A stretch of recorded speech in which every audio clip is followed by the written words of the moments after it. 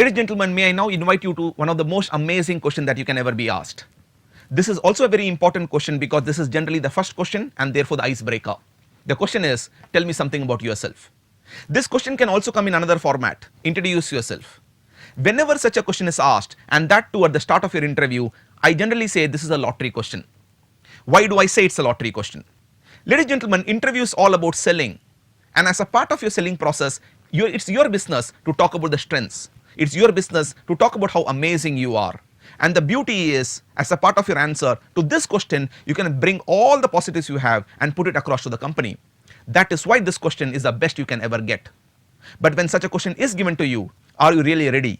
Are you really speaking or are you selling? Such questions is what we are attempting to answer in this video. To look at how to build an answer to this question, let's start by looking at certain questions that students have typically asked me. Question number 1, students ask me, should I actually start the answer by telling the person good afternoon and good evening? The answer is no, surely no. Why not? Because ladies and gentlemen, if you really imagine when you are walking inside the interview room, you already would have wished that person. So to wish the person again as a start of this question does not make really sense. The question that is often asked is, should we start with one's name? For example, should I say my name is Muhammad Abdullah? The answer again is no, but sometimes yes. What am I talking about? Ladies and gentlemen, imagine the fact that someone asks you, Abdullah, introduce yourself. Now, when the person is asking me to introduce myself, he or she has already given my name, which obviously means he or she knows my name. Then how can I again repeat my name? So the rule is very simple. When you walk inside and you realize the fact that the person has not used your name, and then the person asks, introduce yourself, please go ahead and introduce yourself. However, sometimes you may decide that, look, you like the whole name to be known. Then please go ahead and talk about your whole name. For example, you can say, my name is Muhammad Abdullah, because this time I'm not just using the word Abdullah, I'm also using the word Muhammad in front. So you do have an option, but be very careful, because quite a number of times this technique is used by HR professionals to know whether you are by-hearted or not. Because most of us, when we are trying to by heart, start with our name. So the rule is, if they start with your name, you don't repeat that name. Question number 3 that I have been often asked, how long should this answer be? Ladies and gentlemen, do not give me a very short answer. The moment you are giving a short answer, in a way you are telling me that you do not have anything much to talk about. It's a chance for you to talk about how amazing you are, and by giving me a short answer, you are saying you're not amazing enough. Does that mean you can give me a very lengthy answer? No. Can't bore me to death. Give me a long answer but not a very lengthy answer. Ladies and gentlemen, we typically say it should be about 60 seconds to 90 seconds, not more than that. What is the danger of coming out with a lengthy answer? The greatest danger is, if you come out with a lengthy answer, you are boring that person, true, but the fact of the matter is, there's a very good chance the interviewer will cut the answer short. So what will happen is that whatever you are planning to give later will not be told, and therefore you'll probably miss out on good strengths you have, which probably the company should be told about. So typically, again repeating, 60 to 90 seconds is what you should do. So during that time, try to cover various elements. In effect, what are the elements we need to cover, and how should I answer this? I'm sure you have been to buffet lunches. What happens in buffet lunches? You get a flavor of everything and you choose which one you want. It's like this.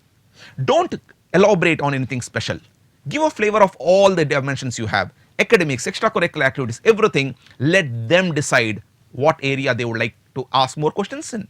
Yes, you can tempt them. You can tempt them by using words like love. For example, I love cricket. The moment you use the word love, probably you are reinforcing it. Maybe making statements like, I am very good at C. By doing this, you are in a way challenging them to ask questions on C. So these techniques can be used. So what did I say?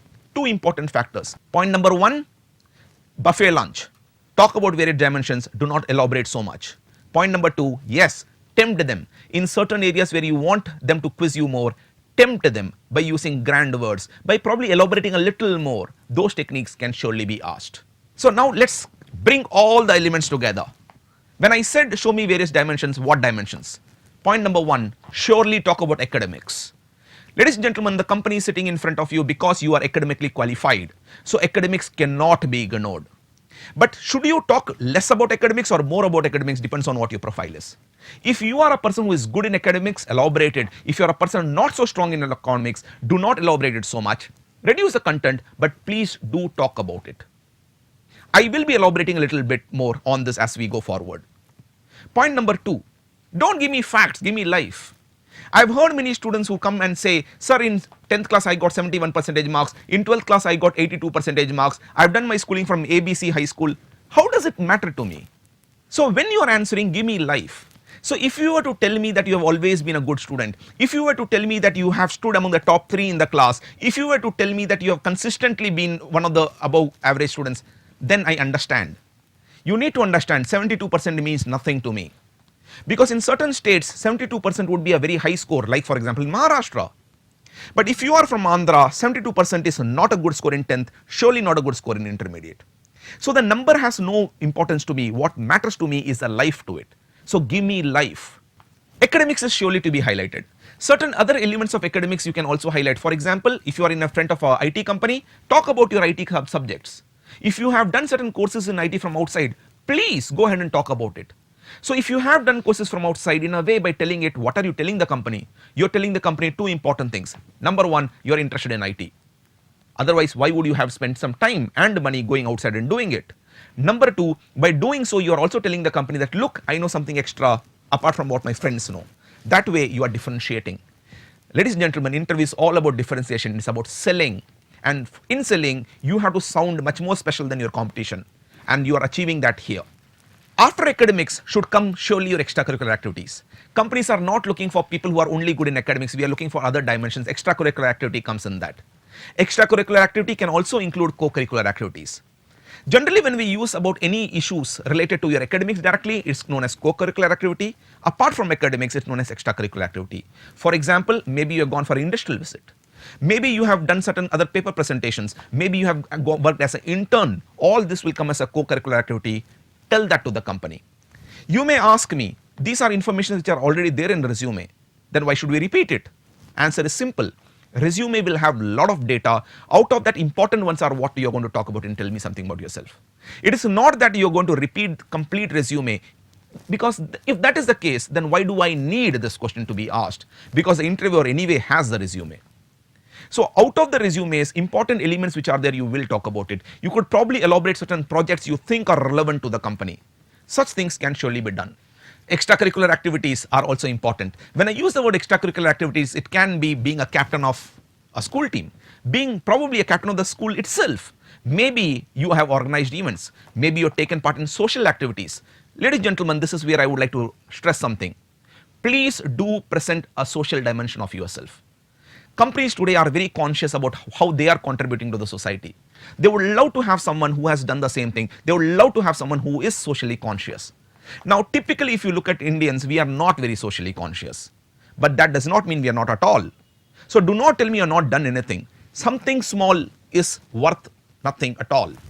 For example, maybe you donated blood. Is that a social activity? Of course, that's a social activity. I in fact call it a social responsibility, but it is a social side. You can talk about it.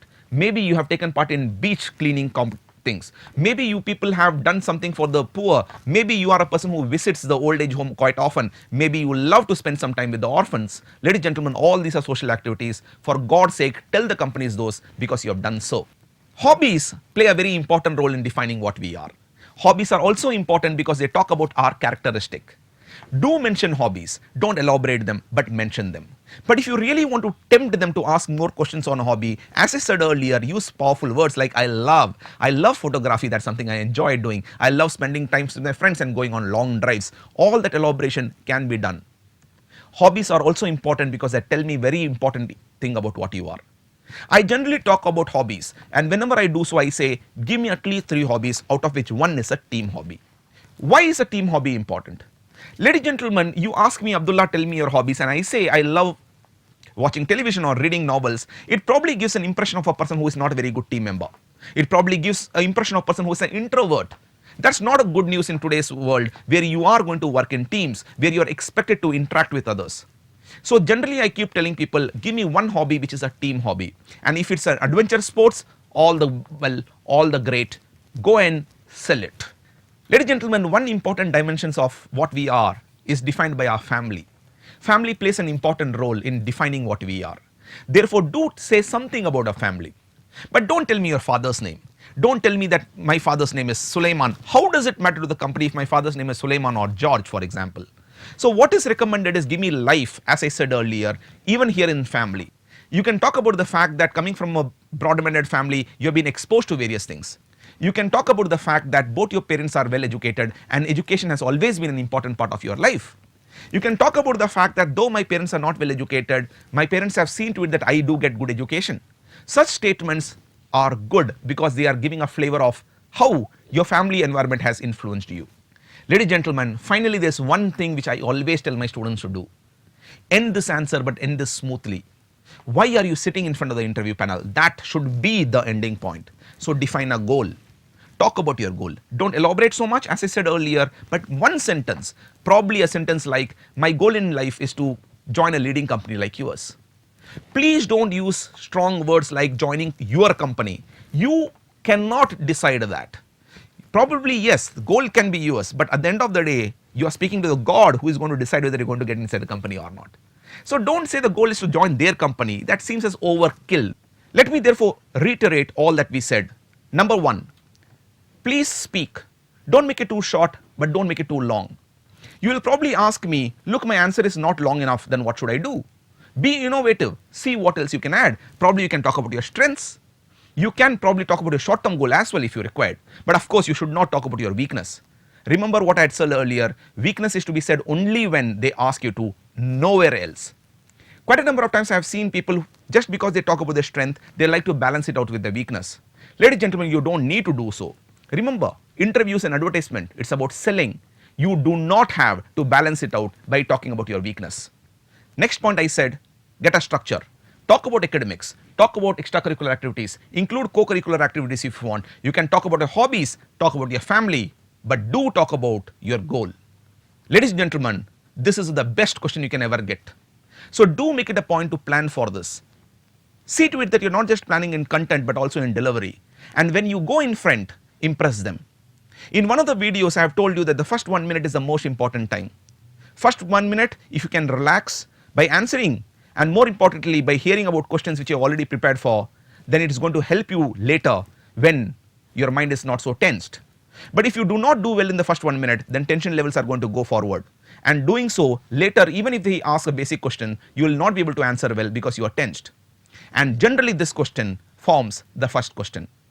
But having said that, beware.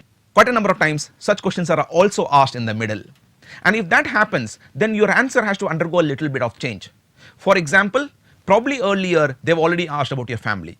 So when you come back to this question, don't talk about your family again. And if you wish to do so, change it a little bit. For example, as I told you earlier, the moment you use the word as you told them earlier, in a way you are saying you are very conscious about the fact that you've done so. What are you telling the company? You're telling the company that you are not under pressure. Because if you were under pressure, your mind would not have thought so much. Ladies and gentlemen, that is what selling is all about. Prepare, practice, and rock. At the end of the day, this interview question is the most important you will ever face. So be ready for it. Ladies and gentlemen, thank you.